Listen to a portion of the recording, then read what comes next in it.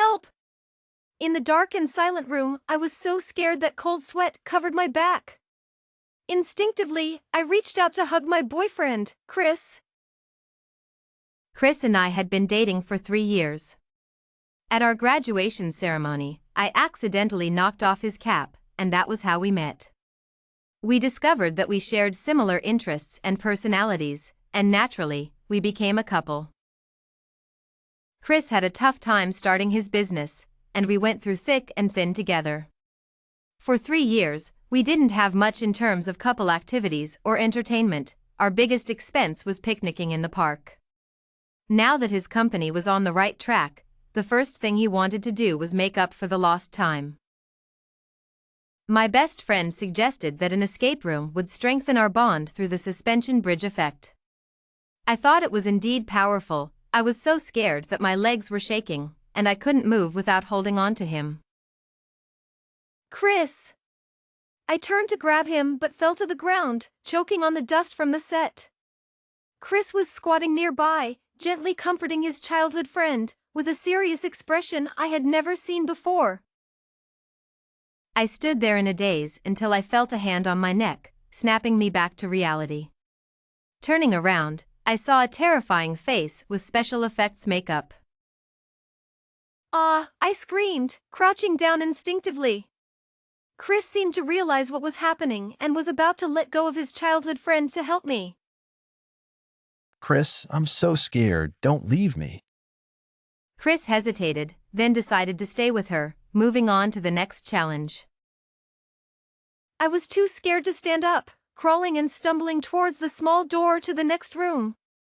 But just as I reached the door, a pair of hands pushed me back. Chris' childhood friend was crying her heart out. Chris, the ghost is coming. You have to protect me. Chris pressed the button, completely ignoring that I was still trapped in the previous room. "Chris," I screamed almost hysterically. But he acted as if he didn't hear me, leading his childhood friend to the next room. The escape room's mechanisms are one-time use. Once the door closes, it won't open again unless you clear the level. I was left alone in the dark room, trembling with fear, curled up and sobbing. Are you okay? Why are you so scared of ghosts? The NPC who had been scaring me squatted down, sounding a bit awkward. Maybe it was the complete darkness or being abandoned by Chris, but I no longer felt like playing. The NPC didn't seem so scary anymore. I didn't answer him, just crouched there silently. You fell earlier. I don't know if you're hurt. The floor here is dusty. Be careful not to get an infection. Here, use this to clean up. The NPC handed me a handkerchief. It's dark, but try to find where it hurts and clean it. Mind your own business. I snapped at him, my anger flaring up. After yelling, I realized how rude I had been and quickly apologized. The NPC tapped my forehead hard. Coward! I was stunned, then got angry and was about to retort. But he spoke first. You idiot, it's me, Liam. My brain froze for a second before I realized it was my childhood friend who used to pull my pigtails. Remembering how he had scared me earlier, I got even angrier and pulled his hair. You jerk, you've got some nerve scaring me. He winced in pain, repeatedly saying it hurt. His antics lightened my mood a bit. He squatted down next to me, surprisingly patient as he tended to my wound.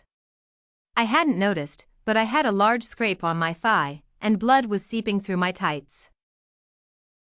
Does it hurt? Should I call someone to take you out through the staff passage? I shook my head. My boyfriend will come to save me. Honestly, even I didn't believe what I was saying. I know the mechanisms are one-time use, but we were given a walkie-talkie when we came in. My boyfriend will definitely notify the staff to save me. Or he'll clear the level quickly and come back for me. Talking about it made me upset, and I lowered my head, feeling a mess inside. Liam was silent for a while, then took off his jacket and draped it over me. It's pretty cold here. If you don't keep moving, you'll catch a chill. If you don't want to go out yet, wear my jacket. He covered me with his warm jacket. Don't worry, it's not a work uniform, it's my own jacket.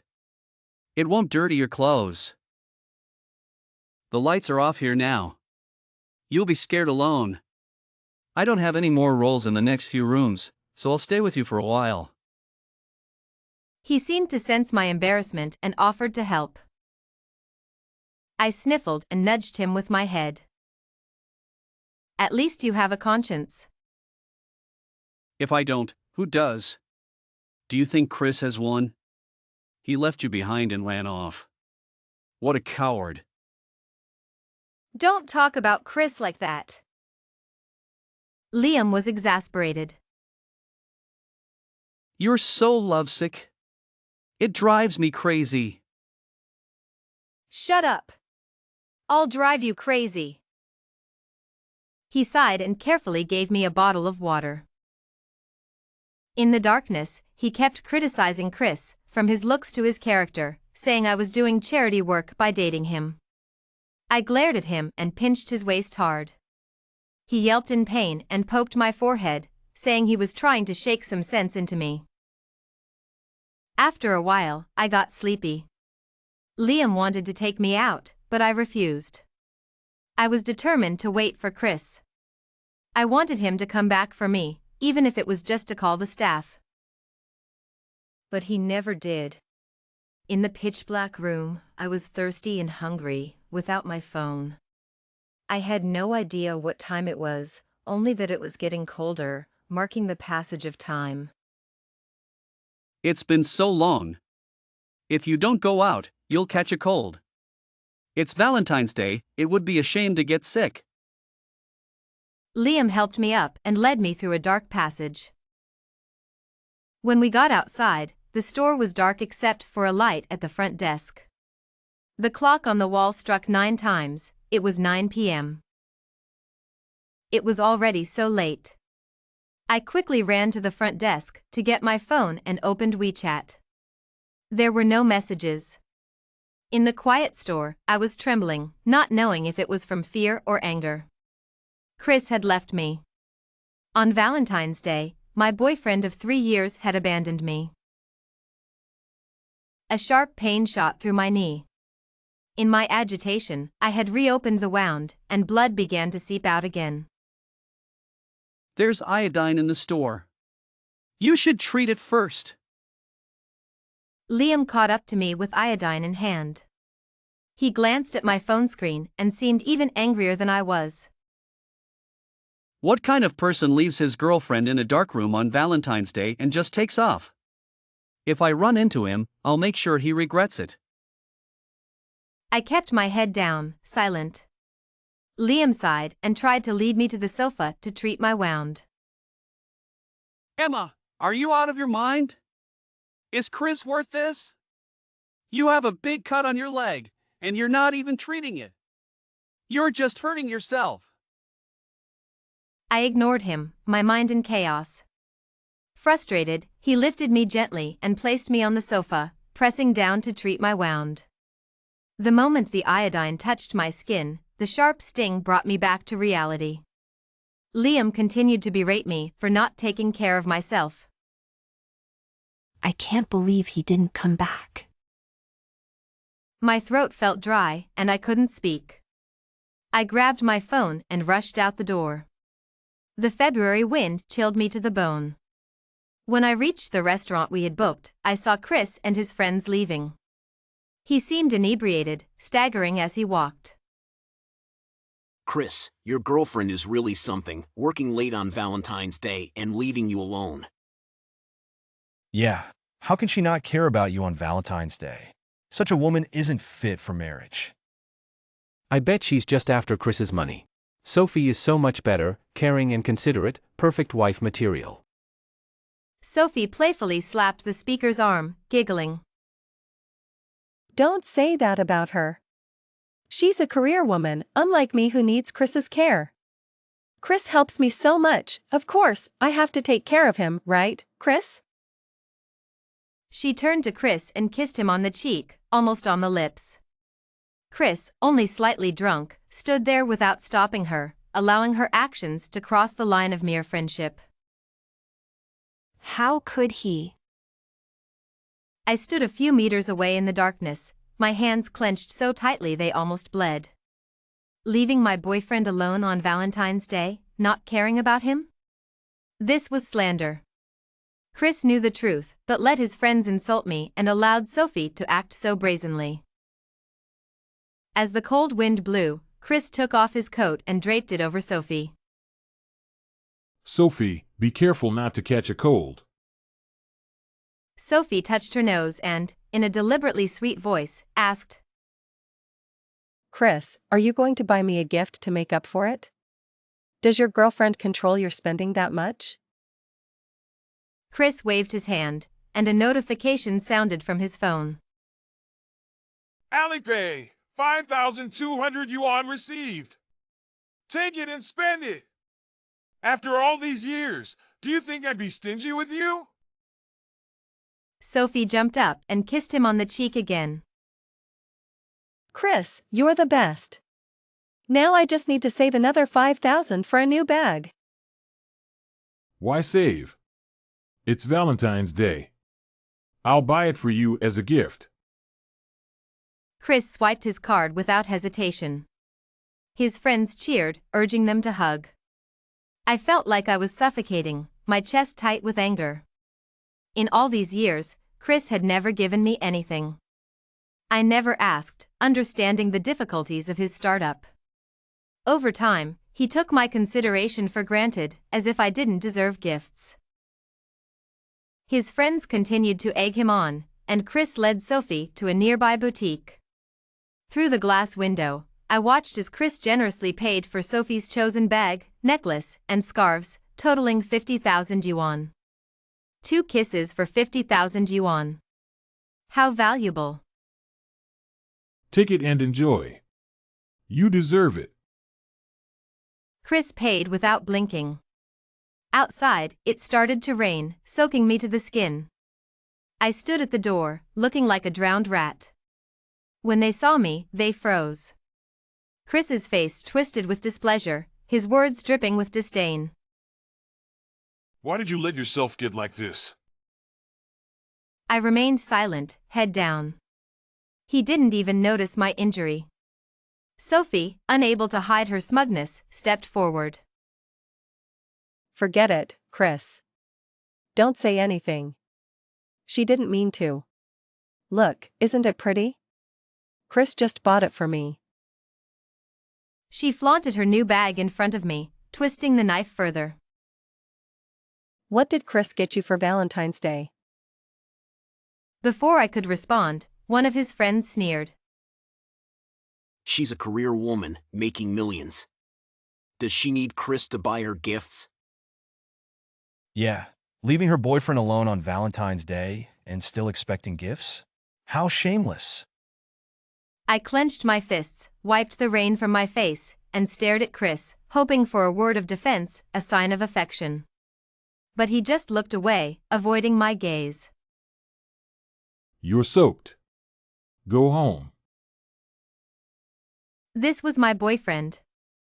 Leaving me in an escape room on Valentine's Day, sending me home alone while he enjoyed time with his childhood friend. A single umbrella was placed over my head. Liam's face was still covered in stage makeup, and he was wearing his NPC costume. Chris' rowdy friends burst into laughter at his appearance. Sophie couldn't wait to mock me. Sister, who is this? He. I'm Emma's brother. Liam tightened my collar in front of Chris. Look at your outfit. You're the NPC from today's escape room, right? I didn't know sister had a brother who worked as an NPC. Isn't your family well off? Look at your outfit. Are you Chris' second choice? I didn't know Chris was planning to take another partner. Sophie's face turned pale. Chris' friends immediately surrounded Liam. Hey, what do you mean by that? Watch your mouth, kid. If you don't want things to get ugly, don't blame us for making it so. Liam, relentless, was about to retort. I grabbed his arm, signaling him to stay quiet. Holding back my emotions, I dug my freshly manicured nails into my palm, drawing blood to stop myself from crying. Let's go. With that, I forcibly dragged him outside. Sister-in-law! Sophie suddenly ran up to me, extending her hand. Chris said he'll be home late tonight and doesn't want to wake you. He asked you to give me the keys. I took a deep breath and wiped my face. Fine. Sophie's eyes gleamed with triumph. Don't worry, sister-in-law. I'll take good care of him. She took the keys that once belonged to me with a victorious air. Liam's face darkened, ready to explode. I shook my head, leading him away, crying like a fool the entire way. Liam held me as we drove, cursing Chris the whole time. Back home, I turned on the lights. Our dog, Fortune, hearing the noise, ran excitedly from the balcony, wagging his tail at me. He barked twice at Liam, rubbing against his pant leg affectionately. Fortune was a gift from Liam, who had taken care of him when he was a puppy. It seemed that dogs were more loyal than people. At least dogs remember kindness, while people never do. I packed Chris' belongings and called a logistics company to send them to his parents' house. The house was my asset, bought to ease his financial burden, and I had let him live rent-free for 3 years. I wasn't going to let myself suffer and then hide in a corner to cry. They called me a strong woman, so I might as well show them how strong I could be. Are you really planning to cut ties with him for good? These 3 years were like feeding a dog, an ungrateful one. Not like Fortune. All right then. Since he's been so heartless, don't blame us for being ruthless. Liam opened my computer, deleting all the projects I was working on and destroying all important files. Give him a little ex-girlfriend shock. He winked at me, making me laugh through my tears. Men can be ruthless when they want to be. After deleting everything, Liam called a locksmith to change the locks and fingerprints, then booked the earliest flight to Sonia for us. Before leaving, he took my phone, left a single light on, and snapped a picture of me and Fortune together, looking lonely. He also saved a photo from Sophie's social media of her with a designer bag. Thanks to Sophie for taking care of my boyfriend on Valentine's Day. Chris gave her a 5,200 yuan red envelope and bought her a 50,000 yuan bag, as he should. Liam, where did you learn this?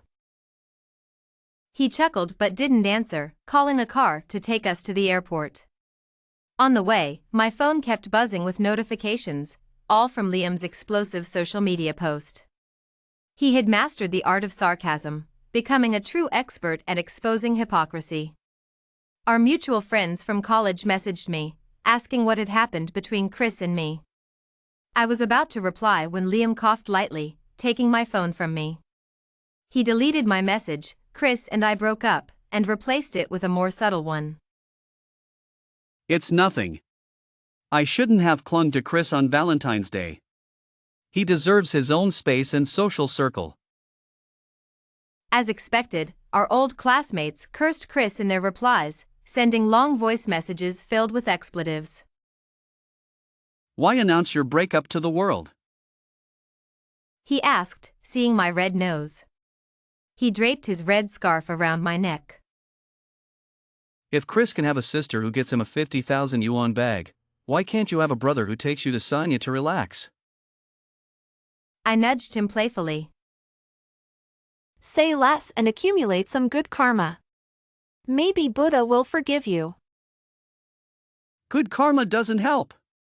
My sister still cuts off my card whenever she wants, forcing me to work as an NPC for 648 yuan. If you were kinder and stopped chasing fictional women, your sister wouldn't be so mad.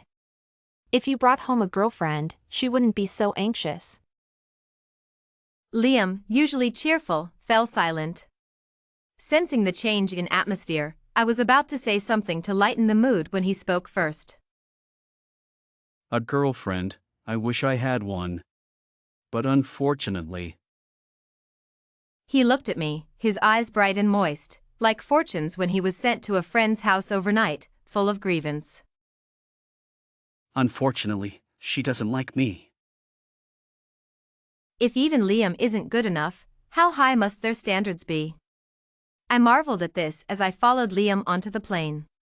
Before turning off my phone, the notification sound kept ringing incessantly. Once we landed, my social media was bound to be a storm of chaos. Isn't this trip amazing? I can't wait to show you around. His behavior struck me as overly enthusiastic, earning him a playful punch from me. He didn't get upset. Instead, as the plane ascended above the clouds into the darkness, he suddenly placed something in my hand. What is this? A gift for you. I turned on the small night light in the business class cabin, revealing a brand new handbag in my hand. Hermes. You. I looked up, meeting his eyes. Unlike his usual carefree demeanor, there was a seriousness I had never seen before. It's Valentine's Day. You deserve a gift. He firmly placed the bag in my arms. My throat went dry, and I couldn't find the words to respond. It was too extravagant. The moonlight is beautiful tonight. When Liam gets serious, his voice is incredibly pleasant, soft and deep, like aged red wine, rich and full-bodied. The words I had prepared to say got stuck in my throat. In the dim light, he seemed to see through my awkwardness and suddenly laughed it off. Hey, what's with you? You're making me feel embarrassed. So excited, call me Dad and let me hear it. I burst out laughing, lightly hitting him on the back with the bag. Hey, son. We joked around for a bit before Liam put on his eye mask for a nap. I looked at the Hermes bag in my hand, too conflicted to sleep. Liam really likes Natsum Soseki. Anyone who likes Natsum Soseki knows what the moonlight is beautiful means. After a while, I started to feel sleepy. Liam wanted to take me out, but I refused. I was determined to wait for Chris. I needed him to come back for me, even if it was just to call the staff. You've been here too long. You'll catch a cold if you don't go out. It's Valentine's Day, it would be a shame to get sick. He helped me up and led me through a dark passage. When we got outside, the store was dark except for a light at the front desk. The clock on the wall struck 9 times. It was 9 p.m. It was already so late.